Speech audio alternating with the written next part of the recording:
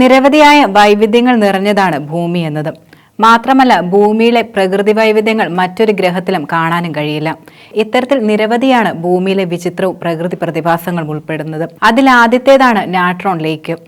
ടാക്സാനിയിലെ soda തടാകം എന്നും ഇത് അറിയപ്പെടുന്നുണ്ട്. പ്രധാനമായും ഇത് ലോകത്തിന്റെ ശ്രദ്ധ ആകർഷിക്കുന്നത് 2013 ഫോട്ടോഗ്രാഫറായിരുന്ന നിക് ബാഡിറ്റായിരുന്നു ശാസ്ത്രീയമായി ചില കൗതുകങ്ങൾ ഉണർത്തുന്ന ചിത്രങ്ങൾ ഈ തടാകത്തിൽ നിന്നും പകർത്തിയത്. ഈ തടാകത്തിൽ പ്രധാനമായും കണ്ടെത്തിയത് ജീവികളുടെ അവശിഷ്ടങ്ങളായിരുന്നു. പക്ഷെ ഇവയൊന്നും തന്നെ സാധാരണ അവശിഷ്ടങ്ങളല്ല. ഇവയെല്ലാം പ്രധാനമായും കാണപ്പെടുന്നത് കല്ലുകൾ പോലെയായിരുന്നു.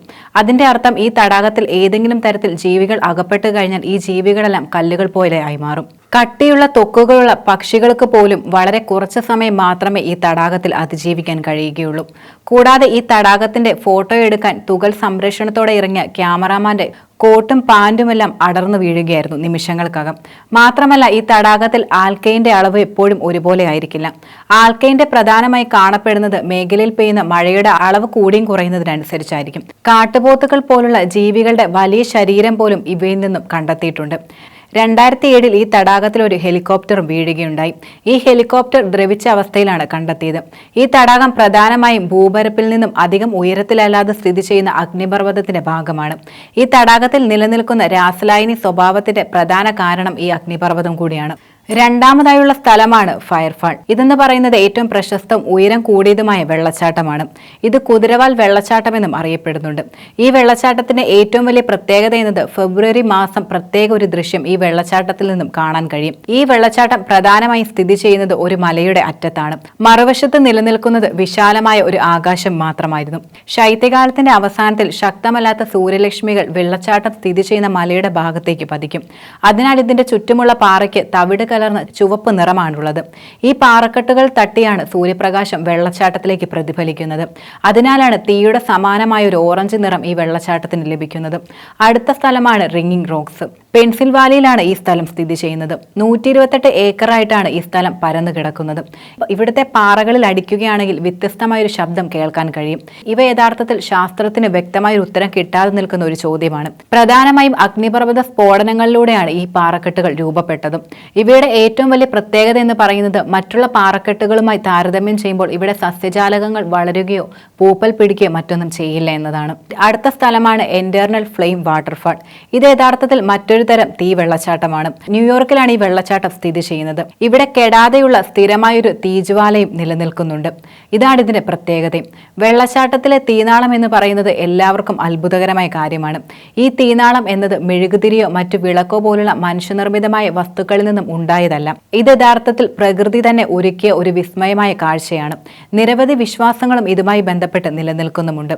പ്രധാനമായും വിശ്വസിക്കപ്പെടുന്നത് ഈ തീജ്വാല അണയുന്നതോടെ ലോകം അവസാനിക്കുമെന്നാണ്. മറ്റൊരു സ്ഥലമാണ് ബെയ്ഡ് സൂയിസൈഡ് പ്ലേസ്. ആസാമിലാണ് ഈ സ്ഥലം സ്ഥിതി ചെയ്യുന്നത്. പക്ഷികളുടെ മരണത്താഴ്വര എന്നാണ് ഇത് അറിയപ്പെടുന്നതും. സെപ്റ്റംബർ, നവംബർ തുടങ്ങിയ നിലാവില്ലാത്ത രാത്രികളിൽ ഈ പ്രദേശത്തേക്ക് പക്ഷികൾ കൂട്ടത്തോടെ പറന്നെത്തും. എന്നാൽ ഈ പക്ഷികളെല്ലാം കൂട്ടത്തോടെ എത്തുന്നത് ആത്മഹത്യ ചെയ്യാനാണ്.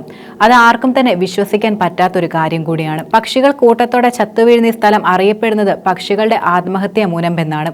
മൺസൂൺ കാലം തീരാറാകുന്നതോടെയാണ് പക്ഷികൾ കൂട്ടമരണം നടത്തുന്നത്. ഇരുട്ടും മഞ്ഞുമുള്ള ദിവസങ്ങളിൽ വൈകിട്ട് 7-നും രാത്രി 10-നുമായിരിക്കും ഈ മരണങ്ങൾ സംഭവിക്കുന്നതും.